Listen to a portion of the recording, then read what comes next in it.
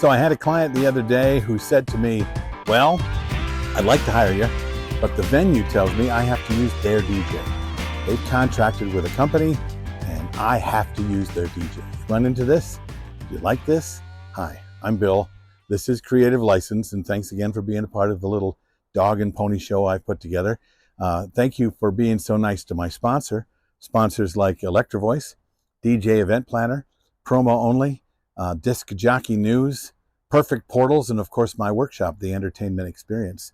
So yeah, this is not my favorite thing, but let me talk a little bit about why this happens. Because for you to do anything about it, you need to understand where the venue is coming from that they would do a thing like this. They are worried about their reputation. They're worried about how you make their event look. And they've had a bad taste in their mouth with other DJs and other entertainers who have come in and not cared for their brand. And in fact, doing their job has made their brand look bad. Has played music too loud, because that's a thing that they think is important, or not respected the space. I had a place that told me that the DJ scratched up the walls, moving their gear in and out. That I had another place tell me that they had a DJ steal some lobby furniture because they thought that was a good idea. So sadly, the thing that I don't like about it, and the thing that you can't do a whole lot about, is that most people now see a bad thing and then they lump everybody together. I hate that. That's not fair. That's not right, but it does happen. So they have now they bring in somebody that they can control. They have somebody that will do exactly what they wish, that will not make too much of a splash, that will fly their flag under the brand that they have, and good for them. Okay. So now how do you do anything about that? Well, it's not a whole lot you can do, except go out of your way to try to be sure, because you now need to explain to this venue that you're something else. What are you willing to do to share with them that you understand their worries, that what you do is not going to make their job more difficult? What you're going to do is not going to make their brand look poorly. I mean, your client is your first worry, right? But this is the reason why they do this. They bring in some DJ that will shut up and play the music quiet, and they're in charge of, not the client. Well, I've had clients say to me, I want to be at this venue and I want you, but they won't let me. Well, first of all, the venue will let them. It's just that most of the time, brides and grooms won't fight back because they are doing something that they've never done before.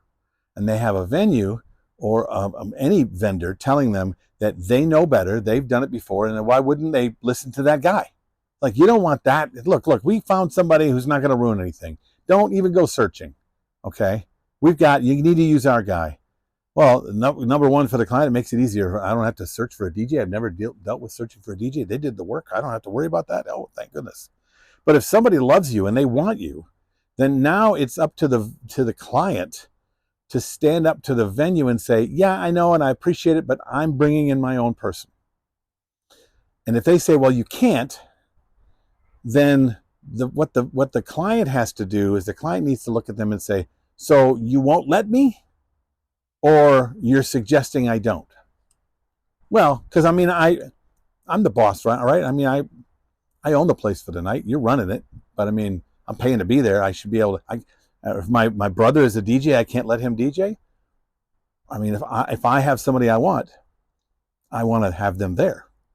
So they have to be empowered to say that they're not moving forward without what they want. Now, some clients won't do that. Some clients don't want to stand in that. And I understand it, because they need to stand up for something now that they don't necessarily understand if it's right or not.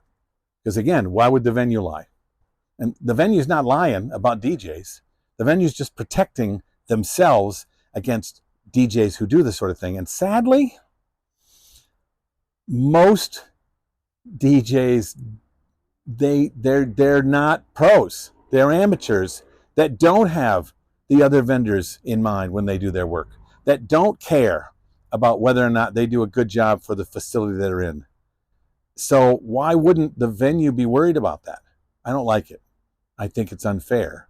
I'm not losing money because every time I've had a client come to me and say, well, I want to be there, but they want to use their own DJ, I just say, well, just tell them that you want to use your own DJ or you take your money somewhere else. Oh, okay. Well, guess what? I've played in all those event places.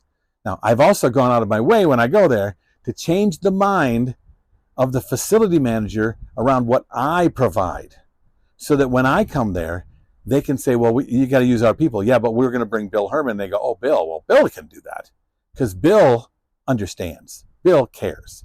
Have you gone in there and tried to explain that you're going to do whatever it takes? Have you tried to create trust with those people? Because if you do, you don't have to worry now. But if it matters to you, maybe it doesn't. All right. I tackled a big subject in about 6 minutes. I hope I've helped. Write down what you think in the comments below. Subscribe and like and ding the little bell. And until I see you next time, this is Bill with Creative License.